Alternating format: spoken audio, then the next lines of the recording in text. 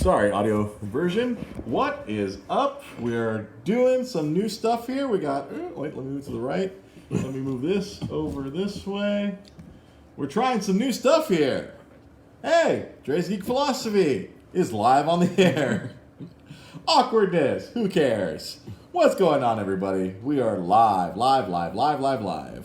as usual, on Facebook Live. And we are on audio. If you want to listen to us, we're available on SoundCloud and all major sounding things, podcasting things. I've completely derailed myself by doing this, by not being able to look forward and see myself. I have to look to the side to see me. Yeah.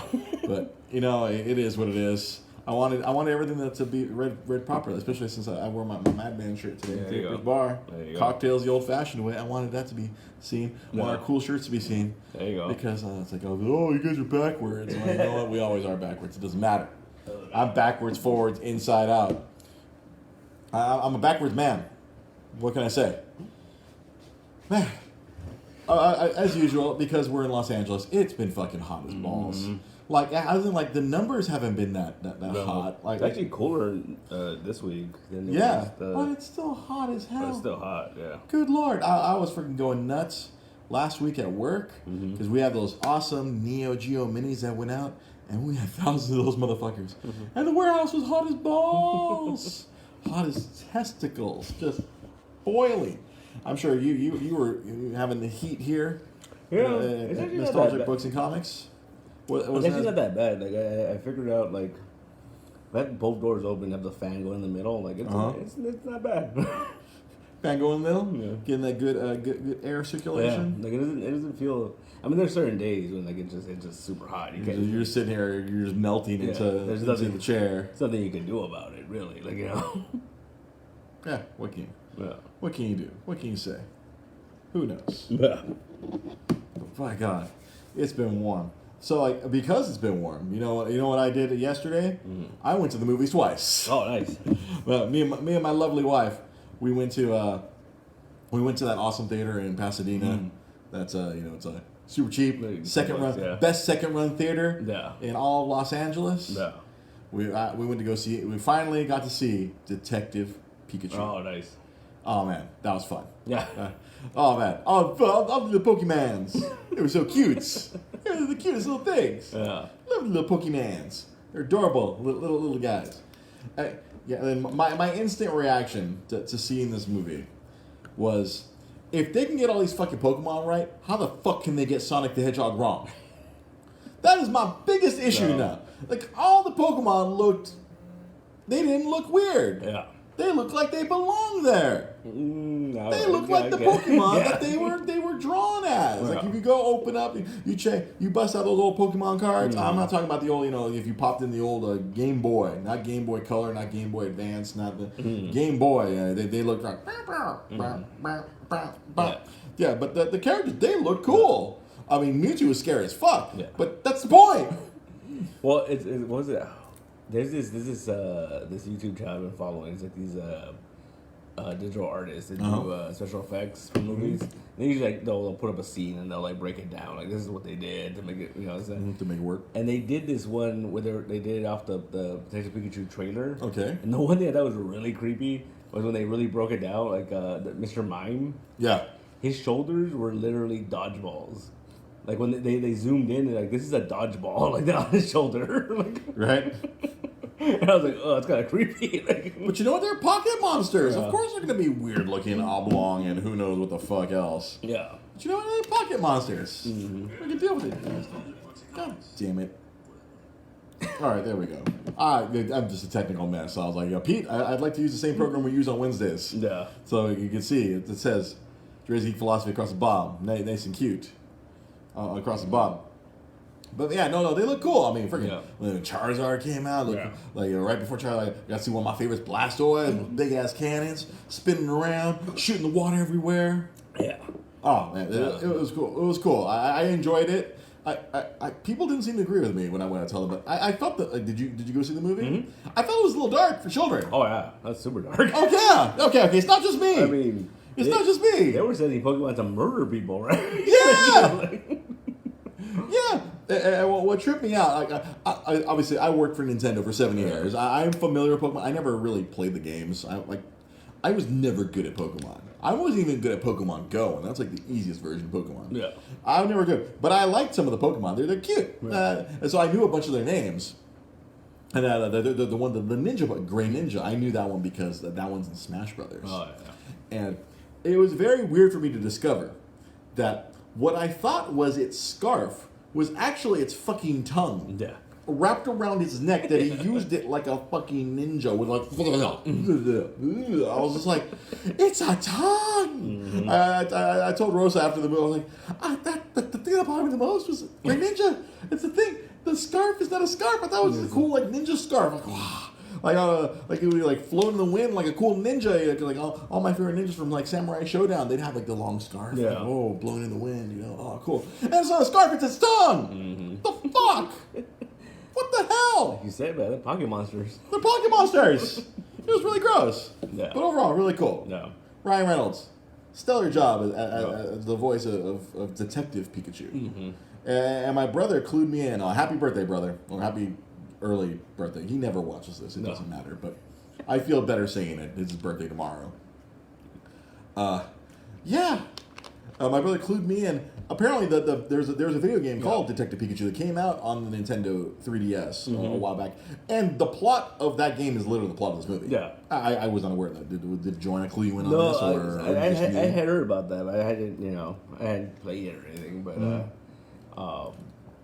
in your research, you had saw that they're basically just using the plot of this game. Yeah, my brother clued me in on that yesterday. And then. So, well, not to give it away, but did you figure it out? I did not figure out the twist until literally like a few minutes before. I'm like, oh, okay, that's that. Yeah. That's the thing. Okay, I get it. Because once it started happening to all the other people, I was like, oh, okay, I get it. For those, I mean, I know it comes out like on Blu-ray like next week. Yeah. That's what I love about that theater in Pasadena. Stuff can literally be coming out on Blu-ray. You can still go catch it. Yeah. At that place. But you know what's crazy about that theater is in tribute like this, especially during the summertime, they get movies a lot quicker during the summertime. Yeah, they already have Godzilla. Yeah. Well, because obviously the theaters are churning through movies a lot faster during the summer. Yeah. So all the second run stuff has to like find a new home quickly. What was it? Like, I want to go back and watch Godzilla. I still need to watch that. Like me and Joanna saw Shaft there, and then she was like, "Did this come out like 3 weeks ago?" And I'm like, "It did." Like, it came out the same week as Toy Story. Yeah, I think so. Yeah. It was weird. It was already there. It was already there. The second run theater. If you live in the Los Angeles area, go check out the Regency Academy. Theater 6. So there's another one. Have you ever been to the one in Norwalk? Norwalk. Is it the one in Norwalk Town Center? Maybe. It's like a freeway exit before the AMC 20. Oh, okay. Yeah, off of Pioneer. Off of Pioneer. There you go. Oh, okay. I think I know where you're talking about. That's such a cool theater because it's like such an old like 70s theater. Oh, really? Like, they have this one big hallway you have to go down, and it has mirrors and lights like you're going through space. I always trip out. I mean, if I didn't have to drive down to Norwalk, I would entertain going down there. Is it just valuable all the time? Same thing where it's like $2-3?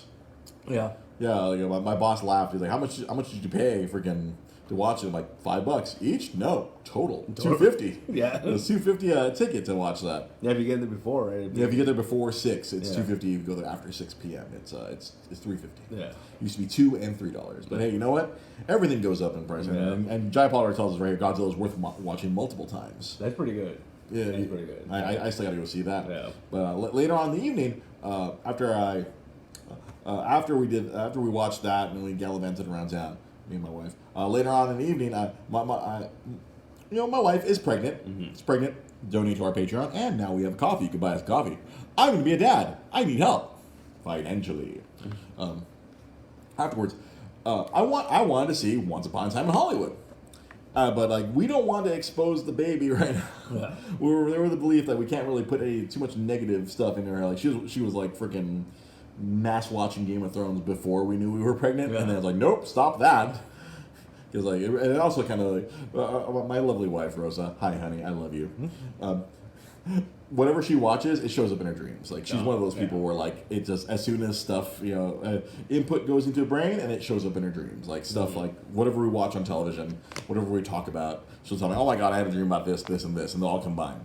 So like we're trying to limiting the amount of violent content, or like we've been watching mostly funny movies or cute movies when we sit and watch stuff together. And so I want to see Once Upon a Time in Hollywood, but it's a Quentin Tarantino movie. Yeah. You know how that's gonna go. Yeah. By the record, it's just like people are gonna die violently. Yeah. In a very visceral ways.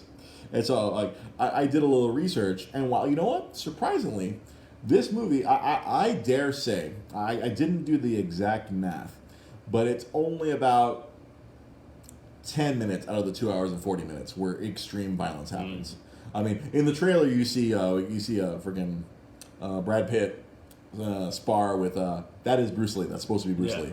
Yeah. Apparently, that's Bruce Lee. There's a cute little fight there, but at the end of the movie, I mean, no spoilers. There's a lot of violence. Yeah. Like I audibly yelled out "What the fuck" loudly, just because that one of the kills was just so visceral and just like you don't like. Because honestly, to directly quote the movie, we are a generation that's been raised by violence. Yeah. A lot of they're saying this in '69. A lot of television just shows people killing. Yeah. We're raised by killing, so we should do more killing. My God. I haven't seen a kill like that. Like, I mean, this was John Wickian level, but like it was realistic. It wasn't like it wasn't like an amazing like what's I'm about to say like Born Identity, like you see the kills, oh god, it's very I don't want to say like cartoonish or movie-ish or like very like there's a kill at the end of the movie where I'm just like what the like, it wasn't and I was not alone. The entire theater was gasping and groaning and like, oh fuck! Like I wasn't the only one yelling fuck. Yeah, it was very like the visceral is the best word I could say as to how all the what at the end of the movie. And there's a big twist in the movie. I don't know if you've heard this. I think you were saying it last week. You gotta make sure you watch it the first weekend before someone spoils the twist. And all I'm gonna say, like, if you're watching Glorious Bastards, yes, Quentin likes to play around with history. And he likes to have fun with history. But beyond that, this movie, I really enjoyed it overall. It's much like Hail Caesar from the Coen Brothers was a love letter to Hollywood. This is Quentin Tarantino's freaking love letter to Hollywood. Just like I said, 95% of the movie is just this beautiful tapestry of 1969 Hollywood. Of like what Hollywood was like for like a fading star. It's like... I guess I keep wanting to say Quentin every time I refer to him, but Leonardo DiCaprio's character, like he's like the opposite. Like if you see, what do you call it? If you see like the way Steve McQueen went, this other character is going like the opposite direction. Oh, gotcha. And there's all these like in the typical Tarantino dialogue. It's just like there's a lot of introspective stuff, a lot of stuff that you didn't really think about. Like the character is going through some shit. Like you see freaking his character Rick Dalton, just like he's mentally breaking down as he realized because he was a big TV star. Yeah.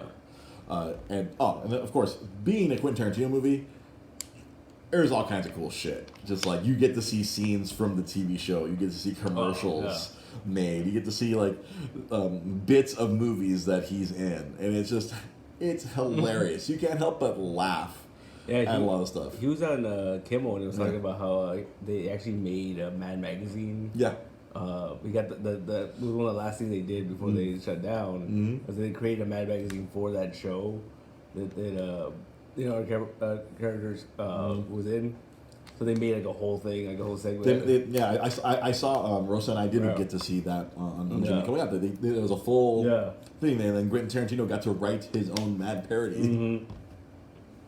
And and then it's cool. You get to see that it's in his mantle. You see the Mad magazine. That's pretty funny because he's on the cover. Also, he's a typical Hollywood person. He has he has the house in Hollywood.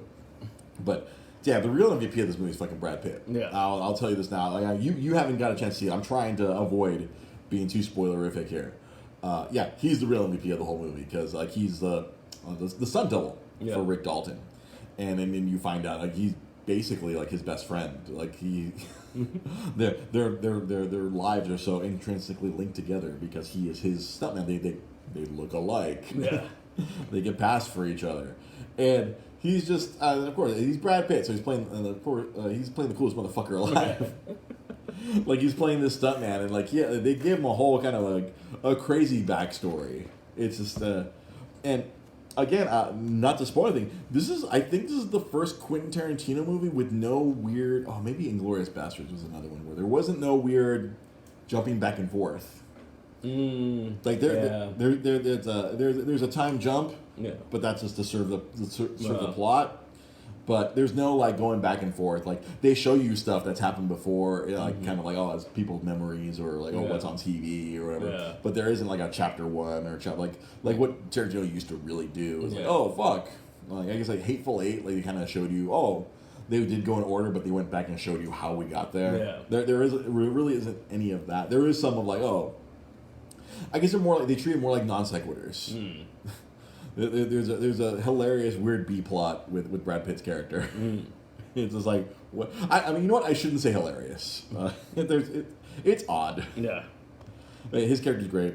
And then I saw like one of the biggest detractions, especially back when they premiered it at Cannes or Cannes, however the fuck you say it. Like people were attacking Quentin Tarantino for like, you reduced Sharon Tate, and no, I think that the Sharon Tate character kind of like serves its purpose in the movie. Yeah. And without being spoilers, like she's kind of a red herring throughout the whole movie. That's just like they set you up like because if you do research or you don't do research, like a lot of this is involved. It ties into Charles Manson. Yeah. He has this little cult, and it ties into that, and her character serves her purpose exactly what she's supposed to be. You see this beautiful star. She's like, the star that's rising. Yeah. And she's like, she's carefree, and she's playing the character exactly. There's a great part where she goes to the movies to go see her own film, and it's adorable. And I think the best thing that I think Quentin did, instead of reshooting them or like computerizing and imposing Margot Robbie in the movie, it's literally Sharon Tate on the screen, and you see Margot Robbie, Sharon Tate watching the movie, and like she's listening to his reactions, and it's really cute and adorable. Is like she wants to see everyone's reactions to the movie. Like she had just been in this movie, The Wrecking Crew, and it was really nice. It's like you see like this sweet person, and like I hear her family. It's like that Margot Robbie embodied. Like it felt like it was Sharon Tate. Yeah. Throughout the whole film, but it's very interesting. The film is just like I said. My wife said it was like car porn. Like she had heard, it's car porn. If you really love old timey cars, it's just car porn throughout. But I think it's if you like old timey Hollywood, it's Hollywood porn. It's like you get to see like everything, how a movie is made. You get to see you see Rick Dalton's process. You get to see the dumb shit the stuntman has to do. You get to see all this stuff, and for me, I eat that shit up. It's fucking give it to me, give it all to me. I love it, and there's some tension filled parts like where you think halfway through the movie it's like what the fuck. There's a few what the fuck moments throughout, but it's just it's Quentin's. I think he wanted to do this before he was done. His Hollywood movie. You get to see 1969 in all its glory. They meticulously made sure that it felt like 69 in Los Angeles. I read that they'd shut down Hollywood Boulevard. Yeah. That's why they shut down one side and they put up all kinds of facades that looked like 1969 LA. Pussycat Theater. They made the Orpheum look brand new again. They made they make the Pantages Theater look fucking brand new. All these sections, they kind of the one piece of CG they used, they kind of erased everything around the Cinerama Dome. It was just a Cinerama Dome like it used to be. Yeah.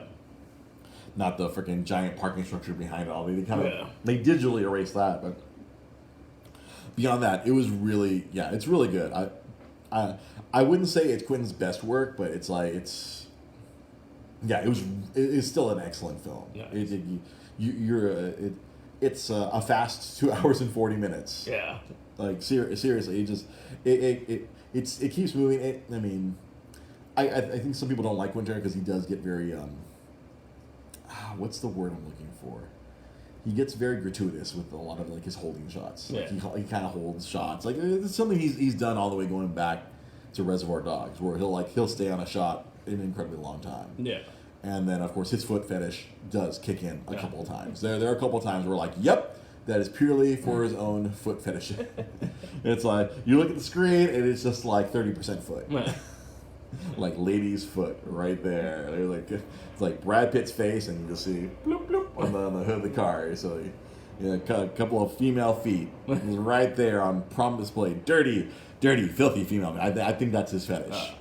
Like a woman's been walking around barefoot. I think he gets off on that or something. I don't know, but it's really good. It's entertaining. It made $40 million. It was the number 2 movie behind Lion King. Right? The Lion King was doing its Lion King thing this past weekend. But it's great. You're going to go see it tomorrow.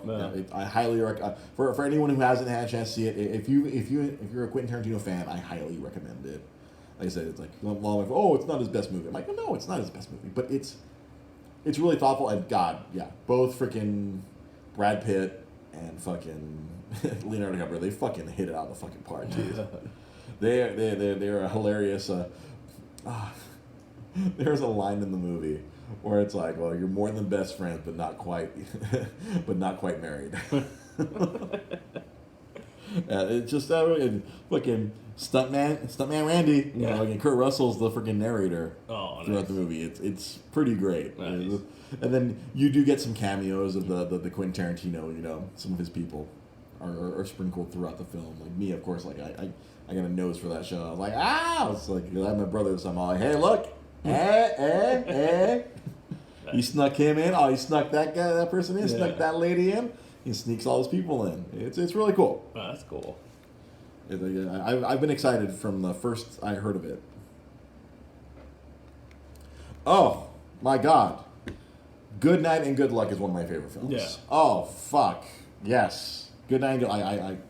I am due to rewatch that. That was really good. Yes, it is in that vein, and then kind of like where you weave in your characters into actual history, or in this case, a little bit of fictional history. Yeah. Good Night and Good Luck. Yeah, it's very similar in that, but this one is just, it still does have it's Quentin Tarantino style. Mm-hmm. Like the music is carefully curated. The vehicles are curated. All the audio that comes out of the radio is authentic 1969 audio that they found. They found some collectors who had audio, and it's not manufactured audio. They didn't send some recent a voiceover artist and like, okay, let me record. Chatterton's great cigarettes for you to smoke. No, they didn't do any of that. They used authentic ads, authentic radio. Ambient freaking bullshit from DJs. They use that in there. So it's very much like Good Night and Good Luck. That's one of my favorite movies. Criminally, I've not watched it enough. Like there's some other movies I've watched multiple times which are not nearly as good as Good Night and Good Luck. Yeah. That's a very great point to be brought up. But man, you had a bit of an exciting day yesterday too, my friend. Yeah. Because as you documented on social media today, you finally got to go check out Star Wars Galaxy's Edge over at Cheesyland. It was wow. I was like surprised, man, because like I was telling people all day. Like I was surprised how empty the park was. Like, and I guess it's because of the blackout dates and most. I think right now the only people who can go in the park are I guess the two highest levels of Passport, the Signature and the Signature Plus. Because the Signature Plus, that's like I think last I chose like $1,600 or $1,800 a year. That has no blackout dates, and then the Signature, I think there's like 2, maybe like 3 weeks of blackout dates on that one. Yeah, but and then because they're all blacked out, and then I don't know if did you get to check out how much it was to get into the park? Yeah, it was like 140 something. Oh, really? One was 140. Okay, but I think it was like for the park hopper it was over 200. I'm gonna spit out my water. It was $140 to get into just Disneyland? Yeah. It's $200 for a clutch my pearls and slap me across the face. Yeah. You've got to be kidding me. Yeah. Oh, fuck. No wonder it was fucking dead. Yeah. It was pretty empty, man. Like we got in there. What was the longest you waited for a ride? Well, I'll tell you, we went on the Smuggler's Run, and it said 90 minutes. That's Well, like I told you, it's from that point, it would be 90 minutes, but you just walked right through. We walked right through. It was like less than a half an hour. We got right through. Like, if it had been filled all the way to there, then that would have been 90 minutes, but you just walked through to a line out, I was assuming, only a third of the way from the entrance. And what was that ride like? I always ask people who got to what role did you get? I was the pilot. You were the pilot. I was one of the pilots. Did you crash the ship? Oh yeah, I did. The thing is that I didn't know what we're getting ourselves into because they were like, oh, because it's not just a ride. It's a game. Essentially a video game. And the thing that kind of sucked was that like, so I was and we're like basically we're Han sits, right? Uh-huh. But then I didn't realize that like the Chewie one's a lot cooler. Oh, really? The Han one, you have like a lever. And you have the hyperspace lever or no? No, that's in Chewie side. Oh, bullshit. But you have this lever, and basically it's like left and right. That's all you do. Oh. And the Chewie one, you go up and down. So is that co-pilot or navigator? Yeah. And it's nonsense. And it takes like a second to kind of like figure out what the hell's going on. Like, there's no Patrick Warburton giving you there's no video like telling you on your way in. Oh, if you're the pilot, or if you're the navigator, if you're the engineer, you gotta press the button. You gotta do this. They just tell you like when things start blinking, like start just doing crap. Mm-hmm. But yeah, like at first I was like, am I actually controlling this? And I'm like, oh yeah, I am. Hit a wall. You're putting some scratches in the Falcon. Yeah, I think we came back at 40-something% damage. Oh, really? It gives you a percent. Yeah. Oh, I was like, as I hear more and more, I do want to hit up a Disney friend to get me in the park just so I can experience this at some point in my life, at least before I become a father. I think the coolest part though is that like the queue once you get into the ride, you're inside the Falcon. You're like there's the cockpit and there's that little. The lounge area, right? Because I've seen photos from all my friends on Instagram and on Facebook. It's like there's people just stop in line and take photos in that little area, right? Yeah, and then you got the hallways, and it looks just like the movie, man. Oh, see, like I think I would be the person that would cry seeing that kind of stuff. Like if I got to walk around inside the Falcon like that, I would lose my goddamn mind. But see, the thing that was really interesting. I would have such a shitty grin. Okay, what was the most interesting? The thing that was the most interesting was I thought this game was going to be like really intense as far as like the way it bounces around and stuff. Mm-hmm. But we got on Star Tours after. Mm-hmm. I think Star Tours is way crazier than Smuggler's Run. Really? Because like in the Smuggler's Run, you go freaking hyperspeed a couple times, and. You can feel it, like it's like shaking and stuff. But it's not like Star Tours where we're like, oh fuck, oh Jesus, oh Lord. You're getting thrown back, you know. It's like, boom, because Star Tours is literally like, You don't know it, but you're freaking going side to side, inside out. You're getting put into the food processor. Yeah. But it was really fun, man. It was really fun. Like you're flying the Millennium Falcon. Like, it feels like you're flying the Millennium Falcon. That's cool. You know, like that was like. So when a friend of mine was talking about when they were building the thing, and he was just like, "Yeah, they're gonna have a life-size Millennium Falcon out there." He's like, I bet you if you were a kid, you would have shit yourself seeing that. I'm like, I'm an adult, and I might shit myself.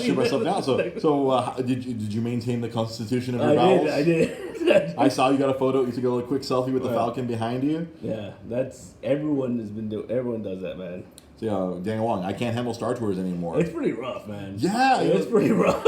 Like I hadn't been on it in years, and I was like, oh wow, this is a tough one. Man. Yeah, after they had remodeled it, I at that point I still had my pass, and I was going like every other Monday with my buddies D-Loke and Tom, and I was hitting it every time. But I was like, yeah, you know what? I was like, man, good God, it's like it just gives you good shaking. I can't imagine. Soon to be 40-year-old me trying to get on that. Like if you have neck and back problems, I'm like. You know what? I'm getting old. I do have neck and back problems. And you know what's cool was like I hadn't been on it in years. They added a whole like Last Jedi thing to it. Oh really? You end up on that planet with the red salt on the. Oh really? They added that and recently. You end up in that battle, like the battle at the end of the movie. Oh, that's cool. Yeah, I was like, that's nice. That I guess now with the digitalization of all these rides, they can add in content without having to tear the motherfucker down. Yeah, because literally at the beginning of the thing, like all these like Fourth Order troopers show up, and then Kylo Ren's like holding you in place, like, oh, you're not going anywhere. Oh, like, real? So they even changed that because it used to be either freaking Darth Vader or some, I forgot who the other option was for the dark side, but And then what's her face? What was her name? Ray? No, the one that owned the bar in. Maz Kanata. Yeah, she's the one that gives you the mission. Like oh, you gotta go do this. And it's pretty cool. Oh, she was the hologram that popped up instead of like because it used to be either Yoda or Princess Leia. Yeah.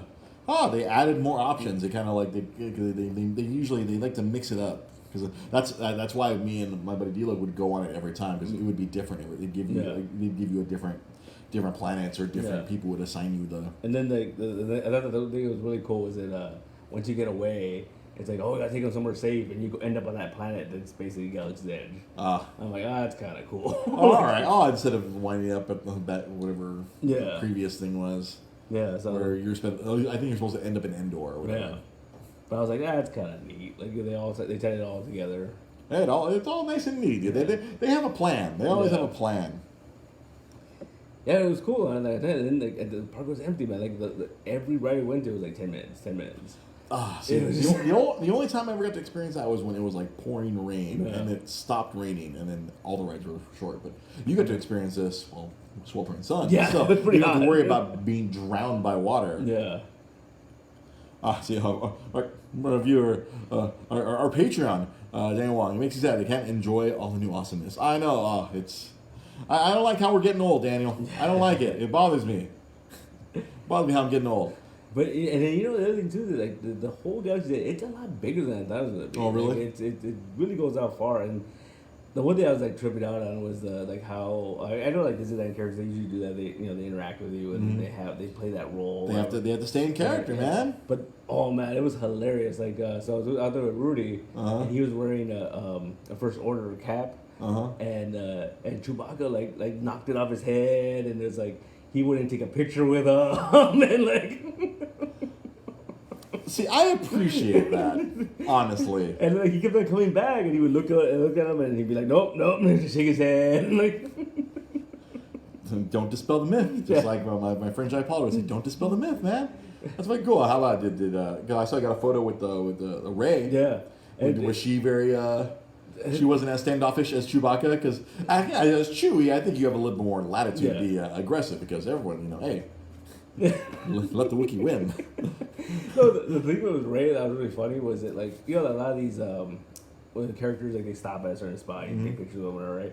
But Ray, she just was walking around, and then if you asked to take a picture with her, she'd be like, "Oh, we have to get over here. I have to go hide because can't let the Force Order see me." Yeah. Can't document where I'm at, asshole. Yeah. And she would she would do this whole thing where, like, if you were wearing, like, a Darth Vader shirt or whatever, she's like, oh, you must be a spy. They play the role, man. It was really cool. Yeah, they're cast members, man. Yeah. They're cast members. They're a part of the cast. The other thing was, like, they had, like, two... I feel like it was the same two stormtroopers we saw the whole day. And they were total dicks, man. But it was all pre-recorded, though. I think it's not them talking. It's just like a pre-recorded thing. It was weird because, like, that's what I thought. That's what I thought for a moment. But then all of a sudden they would say something different. I'm like, wait, what? Like they were interacting with people. So like I don't know if it's like partly. Yeah, well, I guess they've always had those stormtroopers walking around. They'd walk around Tomorrowland right by Star Tours, and then when they had the launch. I don't know if did they still have the launch bay over there by Star Tours? Or? Yeah, okay. that's all there. Yeah,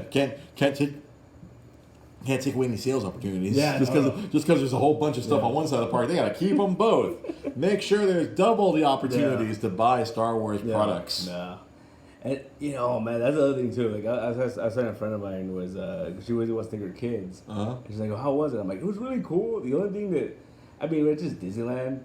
It's just like this really cool, giant, expensive store. Like there was so much stuff. I'm like, that's cool. How much is that? No, I'm good. Yeah, at the end of the day, that's really what it is. It's a place to set money on fire. I mean, my only souvenir that I bought was I bought one of those sodas, those Coca-Colas. Oh, really? They come in a little, just because I wanted that little bottle. I'm like, this looks cool. That was the most. I drank it. Oh yeah. That was the most expensive soda I've ever bought. $7? No, it's $5.50. Oh. Yeah. Oh, thank God. Yeah, no, I wasn't gonna go that far. So I swear, man, after freaking LA Convention Center, when I almost paid $6 for a water, I'm like, fuck you. Apparently, the convention center is a little higher than Disneyland. Yeah. $5.50, but it's a little tiny. That was like, what, 10 ounces? Yeah. It was slightly less than a can of soda. It was like, we did the math, and we're like, oh, that sucks. You're buying literally the souvenir of having that little can. And is it where do you have it prominently displayed? Here in the store? No, or at home? It's at the house though.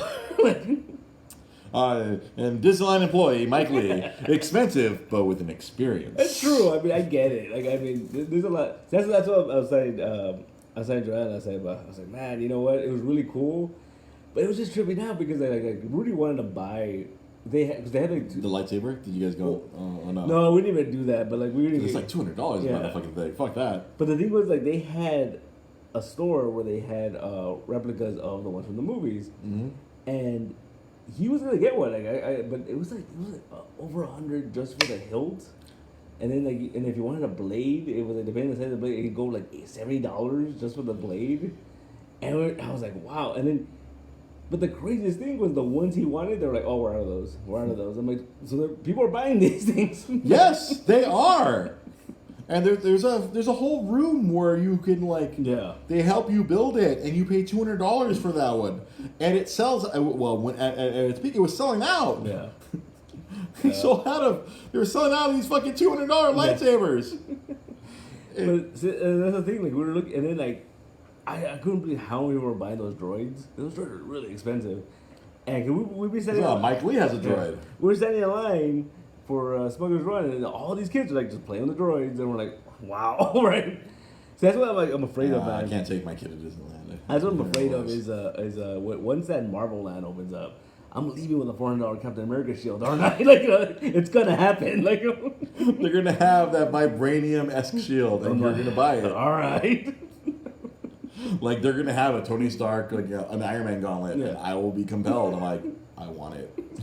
I want it. What are you gonna do with it? I don't know. I just want it. Exactly. I want to just wear it randomly, just like. But honestly, I don't think it could fit. Yeah, I don't think it could fit into whatever gauntlet. Yeah. If you're late into the game, prices have gone up. Yeah. See, I get it. It's an experience, and you know what? I used to justify I was a pass hole, as they are called. Yeah. Get it? Asshole, pass hole. I was a pass holder. Yeah. For several years. I think at least 4 or 5 years I was a pass holder. But that was back when it was $600 for the full year, and then I became a pass holder. I've been a pass holder in 06 or 07 for it. But me and the lady I was dating, we bought the crappiest. I think we bought the SoCal Select. Whatever. We'd go there a couple times a year. Yeah. It was cool. But later on, once they started doing the monthly payments, I started buying the pass because I'm like, okay, $600 over the course of an entire year. Oh fuck yeah, I can manage that. You give them you give them the cost of a ticket. It was like $90, and then they just. And the weirdest thing where I completely justified it. It's it's 0% financing. Yeah. Like you would think they'd hey. If you don't pay it off, we're going to charge you a couple percents. Yeah. Like my fucking car insurance company fucks with me like that was the interest part. My car insurance charges me interest, but Disneyland does not. You'd think it would be the other way around. Yeah, right. But I was getting the pass, and once I met some of my buddies like D-Loke and Tom, I met all these people that also had annual passes. And, okay, we all had Monday off. Go there on a Monday. Hardly anyone there. All right, awesome. Rainy day? Fuck yeah, even better. Yeah. And I was going 2 times a month, and yeah. When it's $90 a pop to go, but I'm going for $600, I'm going 20 times. Fuck yeah, totally worth it. Yeah. But now it's just it's getting excessive to where it's literally for that same pass that I had, it is 3 times the fucking cost. That's fucking they're gouging people, and that's the problem I have with it. They're gouging, and then the part that hurts me the most is there's people willing to pay. Yeah. Oh yeah. They raise the prices because people will pay them. They're basic economics. If the price was too high, then people wouldn't go. Yeah. But they continually increase the price, and there's people who are I'll do it. Yeah. I'll do it. And it's like, See, Daniel Wong, you got a family. Yeah, you got a couple kids. If you try to go do a park hopper, that's $800 just to walk in. Yeah. That's just to walk in. And yeah, right there, right, Daniel Wong's prices go up and attendance goes up. Well, except right now. Yeah. Yeah, it was real I'm sure, like, when, whatever, August 31st, once all the pass holes are allowed to come back in, then it's going to be fucking chaos. Yeah. It'll be a fucking shit show. Yeah, because we literally, like, we went to Galaxy's Edge, and then we went around, and we went back to Galaxy's Edge, and it was fine. It wasn't crowded. Yeah, because I remember how we speculated, like, how are they going to manage these crowds? What's going to happen? Like, people were going crazy, like, because early in the spring, when all these pass holders could go before the blackout came and wiped out most of the pass holder base. Once everyone can come back in, I think it's like day after Labor Day. I think it's whenever kids go back to school. Yeah. See, the only thing that kind of sucked was what's it called? They had for the cantina, you had to make a reservation, and so they were like, oh, let's go in the app, make a reservation, and we went, and it was like full the whole day. Oh, really? Yeah, and there was this huge. Also, you didn't get the blue milk. Well, they had like a stand or whatever, okay. but the actual canteen, and then I guess once you get into the canteen, you're only allowed to be in there for 45 minutes. Oh, really? And they like push people out. And there was a huge ass line, and they were telling us like, oh, these are all people with reservations. And I'm like, wow. So I mean, there's still enough people to support this. He says, yeah. So right now we got some. Say Joanna, your lovely lady, for $400, she'd want Cap himself at least for the day. I mean, that's fair. That's a fair assessment, Joanna. Like, yeah, if you're gonna spend $400, you want the America's ass. You got to have America's ass for $400. And Mike Lee saw people spending $1,000 at Doc Ondar, so that's the store that's in Galaxy's Edge where all the cool, crazy stuff. Oh my God! I challenged myself to pay for my pass with parking. So $20 parking plus 50 times 50 trips. 1,000, yeah. Yeah, that's how I used to do it myself. I used to kind of like, I would justify my pass. Yeah. Where it was like, all right, it got to the point when I was going with my friends, we were the kind of pass holders that Disneyland didn't like. We'd eat somewhere else before we'd go there. We'd hang out there for like 4 or 5 hours, and then we'd get the fuck out. We'd go to Fullerton and go get something to eat. Yeah. We go, all right, let's go to this barbecue place over here. All right, let's go hit up this other place over here. Like we wouldn't. We wouldn't. I always made it a point not to spend money while I was I wouldn't buy any drink. I'd hydrate up before I got there. Yeah. It's like at most like we would go to like Bengal barbecue and pay like $4 for a stick of meat. But that was it. Like there was like whatever I thought were reasonable purchases. But I was like, I wouldn't buy their $5 bottles of water. I'm like, fuck that. It's rough. I feel for because there's obviously this entire generation of kids that are just like expect to go. Yeah. Like obviously as a child, my mom would take me and my brother. And, like it was back when it was $48 to get into the one park, and she'd take us. Probably end up spending like $400 for the whole day. $150 to get all three of us in, and then we obviously eat, and then she'd buy me some nonsense, buy my brother a shirt or some other nonsense, a little hat. Yeah. My mom was probably like probably into that place, $300-400. It's like that doesn't even get your family in now. No.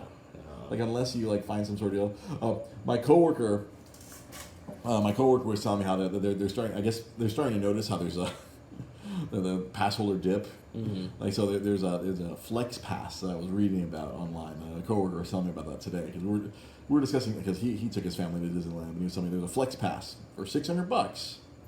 There's a bunch of blackout dates, but they'll notify you. I guess if the park's slow like it was yesterday, they'll be like, "Hey, you're good to go. Hey, we need people to come spend money at the park. Yeah. You can come today if you want." That's awful, man. Right? Yeah. That's this modernization of like trying to leverage their like, oh shit, we don't have enough people. Hey, select pass holes. You can come on in now. You're good to go. Yeah. I feel like it's very dependent on like if there's not a lot of tourists. All right, we need some pass holders in here. Yeah. I'll see the example. Their food is cheaper than the county fair. I haven't been to the county fair in years. Yeah, me either. I think the last time I went to the LA County Fair, I want to say it was at least 15 years ago. Yeah. Yeah, at least 15. Maybe longer than that. Yeah. I want to say 2002 or 2003. Man, but yeah, it was interesting. You see, I don't get people that. I don't think that I don't see the appeal because it was fun. Mm-hmm. But I don't get people that do it like all the time. See, my justification was like they're constantly changing the park. Yeah. Like in my mind, like because they're always adding stuff. They're always doing something. Yeah. Like if you go during the summer, there's usually a brand new ride. Yeah. If you go during the fall, it's like Halloween time or something Yeah. else happening, or it's Christmas time. There's always something going on. They're always changing something. Yeah.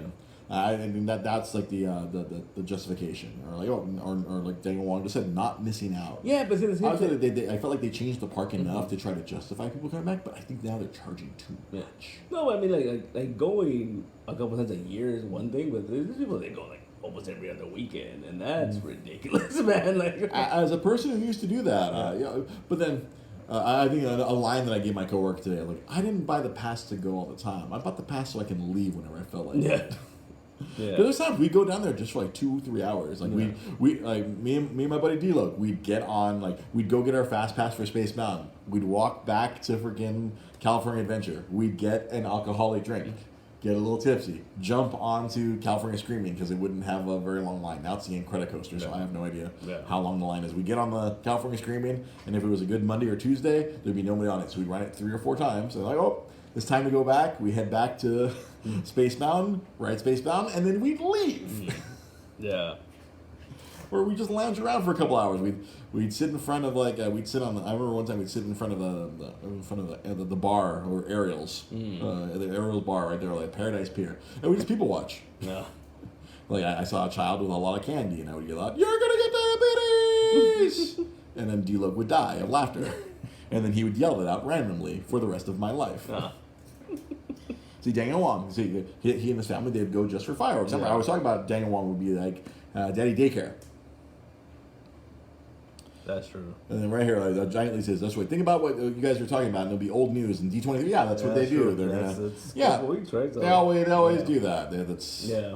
But I don't feel like the only thing I feel like I'm missing out on is getting on that Millennium Falcon ride. Yeah. That's the only thing I'm like, ooh, I want to ride that. Yeah. But I don't want to deal with people anymore. I'm an old man. Yeah. I was joking about okay, maybe I'll do Daddy, like my buddy Daniel Wong. He used to do Daddy Daycare. He took his daughters during the day. Yeah. Just all right, let's just hang out at the park. Yeah. And I was like, oh, maybe I'll do that with my little one. And hey, I'll take my kid. Hey, let's go hang out at Disneyland. Because Rosa, she doesn't like incredibly busy places like that. So she has no interest in going to Disneyland. Yeah. It's like too many people. Like I can't even she's like Costco. I don't want to go to Costco. Too many people. I'm like, I'll go to Costco. I'll go buy the things. Yeah, there's a lot of people. But like, yeah, I'm like, it's like now I don't think I can justify buying myself. By the time my child is old enough to appreciate it. Yeah. Because I don't want to take my kid when he's like 2. He's not gonna remember a damn thing. It's true. He's not gonna remember a thing. Kid's not gonna know. Yeah. Oh, well. Yeah. It's like I barely remember. I think I punched Pinocchio in the balls or something when I was a kid. That's the only thing I remember. I remember a negative thing. Did you see that? That thing's been floating around today. What? It was like this woman is posting about how she feels that people without children should be banned from Disneyland and Disney World. What? She went this big rant about how like this whole millennial thing and how childless people are cluttering up Disneyland, and they shouldn't be allowed because they need to grow up and not go. Yeah, basically. Fuck you. And she was saying, oh my god. I mean, but the way she was saying it, it was just like there were certain things you're like, oh. I kind of get what you're saying, but then the other times... the children or something nonsense like that, or what? Well, because she was saying stuff like like she was standing in line to get something or whatever, right? To get something for her kid. Uh-huh. And then by the time they got there, they're like, oh, we're out. And she was just like, what the fuck? Like, like this thing. All these because she's mad about all the resellers who buy all the freaking limited edition popcorn buckets or whatever Funko Pops or whatever other nonsense that you can only get at the park. So I don't know how old this lady is, but she was talking about how she was remembering when she was younger and she would... and she would go. It would be all families. It wouldn't be nearly as crazy as it is now. Mm-hmm. I kind of get that, but you can't be like, oh no, you're not allowed in here. See, what the thing is, that what this lady is not understanding is she's talking about when she was younger, is all these families. Yeah. all these kids who went to Disneyland as children are now adults, and it's been ingrained into their mentalities that they want to go back as adults. Yeah, I mean, I'll say that's probably the reason why. Because my mom would take us either at least once a year. She would take us, maybe every other year, but it was at some point in the summer, both me and my brother would be out of school.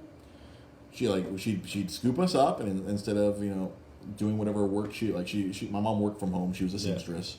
Instead of working on a bunch of stuff, she'd be like, I guess, and then she'd just surprise. She'd start driving south on the 5, and I'm like, as soon as I'd see that creepy old, remember there was a billboard for Coppertone. Oh, okay. Where the dog would be pulling the girl's underwear. Yeah. As soon as I saw that sign, I'm like, we're going to Disneyland. Or Mexico. Would be one or the other. Would be one or the other. We'd either be going to Disneyland, or we're either going to pass Disneyland, or we're going to go to Disneyland. Yeah. If we didn't have luggage, see him, the young detective, if we didn't have luggage in the back seat, that means we're going to Disneyland. It'd be kind of a surprise. She'd surprise us. She'd get off. But back then, you got off on Catella before they built the Disney Way. Yeah. Get off here to Disneyland. Get into our football field-sized parking structure. Back when you would park in front of Disneyland. Back in the old days. You know what's funny? When we were leaving, Rudy was tired. He was dead. I was pretty tired. But that's another reason why I'd only go for 2-3 hours. I wanted to be alive. but Rudy was you could see it, right? And we were waiting. Because it was hot. It was hot as balls, right? Even yesterday. Yeah, even when it was nighttime, it was still pretty warm, right? So we're going. We're gonna go wait for the tram to go on to the parking lot, right? And he's like, "Oh, what turn are we going on?" And I was like, "Oh, we're in the Donald Duck." And then he's like, "Mickey and friends." And I'm like, I looked at him. I go, "Is Donald Duck Mickey's friend?" And he was just like, "Don't start with me. Don't start with me." But you know what? That is a very good theoretical question. Is Donald Duck Mickey's friend? He doesn't like him, right? Because he's always trying to steal the song from him. The original, the Mickey Mouse clip. Yeah, right. I mean, I always liked Donald Duck, but I think I liked him because he was an asshole. And then even I was talking to my brother about this yesterday. In the Goofy movie, Goofy's best friend is Donald Duck. He tells him, Max tries to get out of the fishing trip. He's like, let's go with your best friend, Donald Duck. And then, there's a picture of Donald Duck in their house, right? He's not Mickey's best friend. Yeah. He's Goofy's best friend, apparently. Yeah, so, I mean. In those Kingdom Hearts games, they're failing at saving King Mickey. It's just Goofy and Donald all together all the time. King Mickey, we can't find you. Gosh, we're a bunch of morons. But it's funny, he was just so frustrated by that question. He was just like, don't start with me. Is Donald Mickey's friend? See, that's the thing about you, my friend. You're always writing. Yeah. You are natural. You are always writing. You don't even know you're writing. You're coming up with some funny ass shit. Is he his friend? Is he? I know the Mickey and Friends parking structure, or the Toy Story lot. Yeah. That's the other side. Mm-hmm. And that's how I used to cheat for WonderCon. I'd park at the Toy Story lot with my Disneyland. That was the other side fringe benefit of having the Disneyland pass. Free parking for WonderCon or whatever other bullshit was happening at the Anaheim Convention Center. That's funny, man. Yeah, it was pretty. I kind of miss going, but I don't miss spending that much money. Yeah, I mean it was a big piece of my budget. I'll be honest, every time we've gone with my family and everything, recently, I've always been like, all right, this is cool. Your sister works for Disney, so she had the cool silver pass where you can bring 3 or 4 people in with you. Yeah, so it was always cool. It was always oh, this is kind of cool. I think now, going in there and just seeing Chewbacca walk by, I'm like, oh, this is way cooler than it was before. Oh, well, hell yeah! Then when you're saying Marvel Land, man, fuck, that's gonna be man, that's Marvel Land, bro. Price is gonna be another $200-$300 by then. I'll be honest, at one point we were in California Adventure walking around. You saw the Guardians of the Galaxy, right? No, never again. I did that once. You did it once, and never again. But no, thank you. We were walking around, and Rudy was gonna go get a drink. And I saw Captain Marvel, the photo op thing, and I was tempted to jump in that line. Why not? It was kind of long, so I was like, nah. Like, you never know. It could have been like Brie Larson. It's like that video where it's freaking. It turned out to be freaking Tom Holland. Yeah. Like just Tom Holland. Yeah. Decided to surprise everybody. Surprise, motherfuckers. And I was tempted. I was like, that's kind of cool. Like, because you're standing next to the plane and everything. I was like, that's kind of neat. Like, I don't know, man. When they go the full Marvel, like, they turn one of those Hollywood areas into like where Captain America stands in front of a building or something. Yeah. And then there's like a Brooklyn area, and then that's like Spider-Man's photo op. Oh. And it was cool, like, 'cause the last time we went, it was just like a fucking, standards, just Spider-Man. But this time he was the freaking MCU Spider-Man. Oh, really? The costume was different and everything. I was like, oh, that's cool. It's the little things. I see that's the kind of stuff I appreciate about going to Disneyland. They actually care about the little things like that. There's little things. Obviously, some people obsess over that fucking shit way too much. I enjoyed it. I was like, oh, okay, cool. That's really nice. I like that. But man, it's just I can't justify it anymore. Yeah. Especially in this economy. Yeah, in this economy. I mean, back when I was making freaking like $45,000-$50,000, I was fine. Yeah, I could do that. I'm not making that much. No, I'm gonna be a dad, and that's just it's rough. Yeah, I think that lady should be taking Disney to task, not millennials or young people for wanting to go to the park and enjoy their continue their childhood. Well, apparently there's a big petition too and everything. I was reading it's a ban child. The turn Disneyland into Chuck E. Cheese, where you can't walk into Disneyland without a child? There's going to be child renting services. There'll be parents who'll rent out their kids. There's ways around it. And you know what? And this is another thing too, because I remember it was a long time ago. The first time they took Joanna to Disneyland, I remember we were taking a picture with it. It was one of the characters, and this guy just cut right in front of us, and his wife told him like, "Oh no!" And he looked at us and he's like, "They don't have a kid," and he walked, and I was like, "Wow." They don't have a kid. Yeah. Sorry, just because we don't fucking procreate means you can just cut us off. Yeah. So I was just like, man, I almost went into a Bill Hicks kind of rant right now. I had to stop. I'm glad I stopped that one. But I mean, as I'm saying, it's not a new thing. I'm sure that people have been frustrated about this for a long time. Yeah, because especially I'm sure in that Frozen area where they have Elsa and Anna. I'm sure there's a childless couple here. Get them the fuck out of here. Why do you want to meet Elsa and Anna? I really like the movie.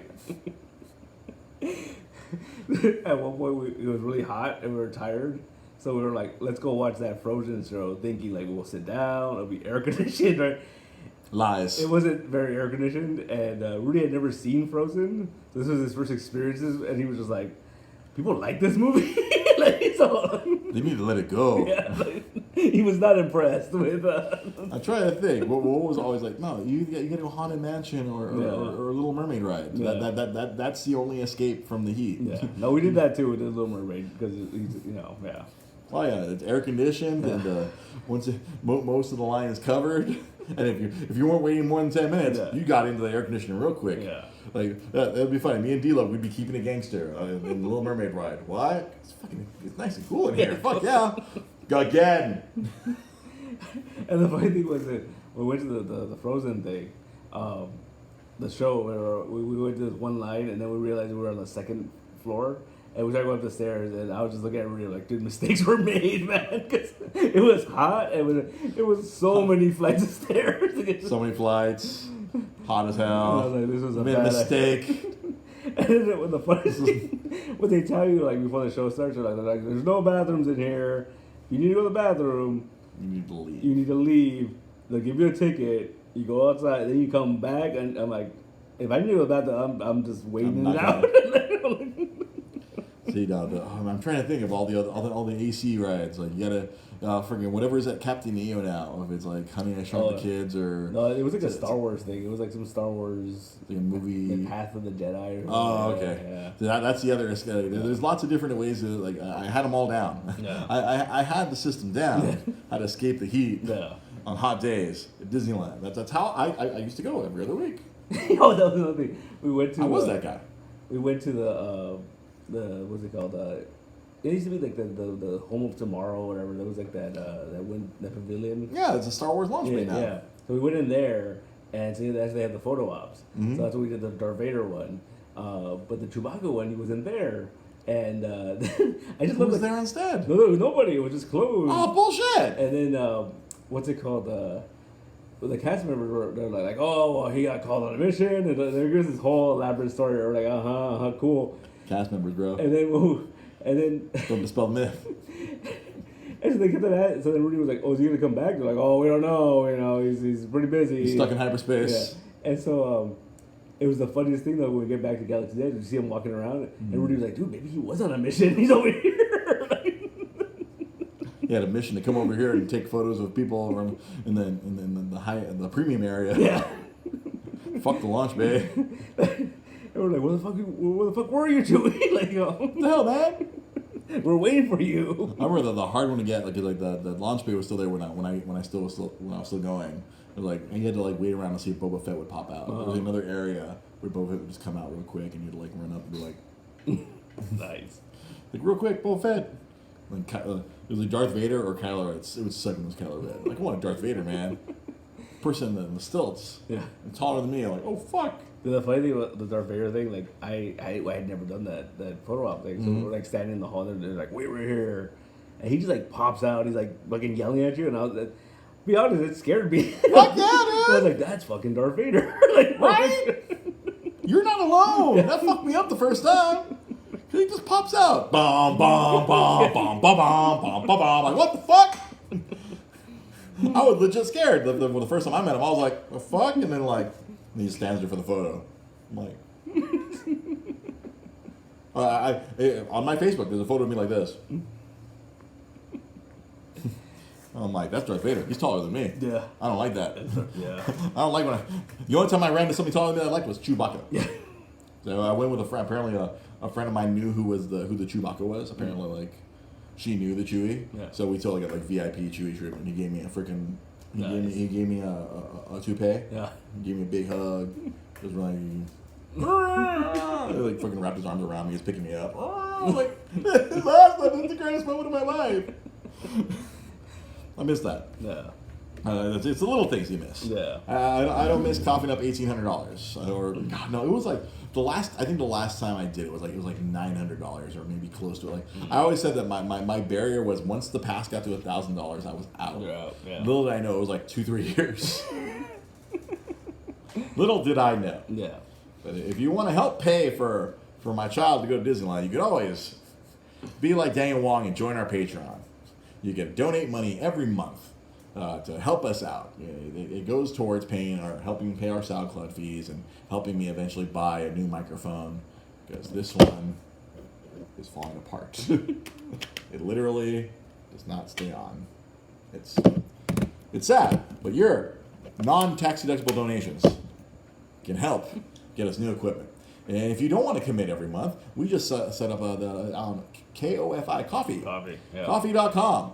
We set up a coffee there. You can just give a quick donation. Apparently, once I get a few more followers, I can set up where people can commission. I will take commissions for art. Once my right thumb is almost working again, so I will be able to start drawing again soon. Now, I can take commissions through coffee. If you want some drawings for money, I can do that. And as always, if you don't want to directly give money, we do have a Facebook store. If you go to if you're on the Dre's Geek Philosophy page, right below or right above, there's a shop button. You click on the shop button, and there's a whole bunch of games available for sale. Buying those games helps us out. The portion of that, obviously, I have to go pay for that game.